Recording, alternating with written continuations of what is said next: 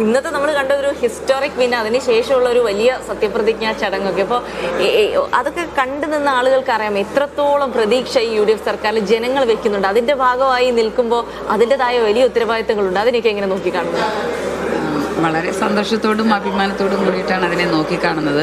നേരത്തെ പറഞ്ഞ പോലെ ഇന്ന് സത്യപ്രതിജ്ഞ വളരെ തിക്കും തിരക്കുമായിരുന്നു. കാരണം കഴിഞ്ഞ 10 വർഷമായിട്ട് സാധാരണക്കാരായിട്ടുള്ള ജനങ്ങൾ ആഗ്രഹിച്ച ഒരു കാര്യം നടന്നപ്പോൾ അവരതിൻ്റെ ആവേശത്തിലുള്ള വലിയ ഒരു ജനപങ്കാളിത്തം ഇന്നത്തെ പരിപാടിയിലുണ്ടായിരുന്നു. അപ്പോൾ എന്നെ സംബന്ധിച്ച് വ്യക്തിപരമായിട്ട് നോക്കിയാലും രാഷ്ട്രീയമായിട്ട് നോക്കിയാലും വളരെ സന്തോഷവും അഭിമാനമുള്ള ഒരു ദിവസമായിരുന്നു ഇന്ന്. കാരണം ഞാൻ സർക്കാർ അധികാരം ഏൽക്കുന്ന ഒരു ചടങ്ങ് കാണാൻ വേണ്ടിയിട്ടാണ് പാലക്കാട് നിന്ന് തീർച്ചയായിട്ടും തിരുവനന്തപുരത്ത് വന്നത്. പക്ഷെ ഇവിടെ എത്തിയപ്പോഴാണ് അപ്രതീക്ഷിതമായിട്ട് ഇങ്ങനൊരു പുതിയ ഉത്തരവാദിത്തത്തിലേക്ക് പോകുന്നു എന്നുള്ളത് മനസ്സിലാക്കാനായിട്ട് സാധിച്ചത്. ഉറപ്പായിട്ടും സർപ്രൈസിങ് ആയിരുന്നു. വളരെ സന്തോഷം, അഭിമാനം. പാർട്ടി തന്നിട്ടുള്ള ഒരു ഉത്തരവാദിത്വം അത് ഏറ്റവും ആത്മാർത്ഥമായിട്ടും സത്യസന്ധമായിട്ടും നിറവേറ്റുക എന്നുള്ളതാണ് നമുക്ക് ചെയ്യാനുള്ളത്.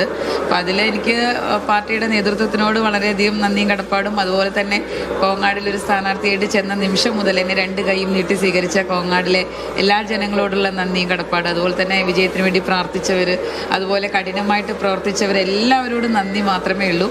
അപ്പോൾ നമുക്ക് ഈ കിട്ടിയില്ല. നേരത്തെ എനിക്ക് കോങ്ങാട് നിയോജക മണ്ഡലം മാത്രം ശ്രദ്ധിച്ചാൽ മതിയായിരുന്നു.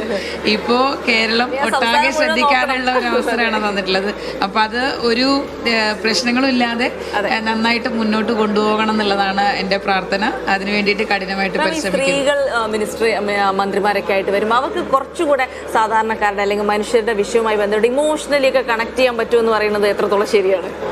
അതെന്താ വെച്ചാൽ നമുക്ക് കുറച്ചും കൂടെ എനിക്ക് തോന്നിയിട്ടുള്ളത്, ഇപ്പം നമ്മളെയാണല്ലോ കമ്പയർ ചെയ്യുക. നമ്മളിപ്പോൾ മറ്റുള്ളവർ നമ്മളോടൊരു കാര്യം പറയുമ്പോൾ കുറച്ചുകൂടി ക്ഷമയോടുകൂടി കേൾക്കാനുള്ള ഒരു മനസ്സ് ഉണ്ടാവുമെന്ന്, മറ്റുള്ളവർക്ക് ക്ഷമയില്ല എന്ന് ഞാൻ ഉദ്ദേശിക്കുന്നില്ല.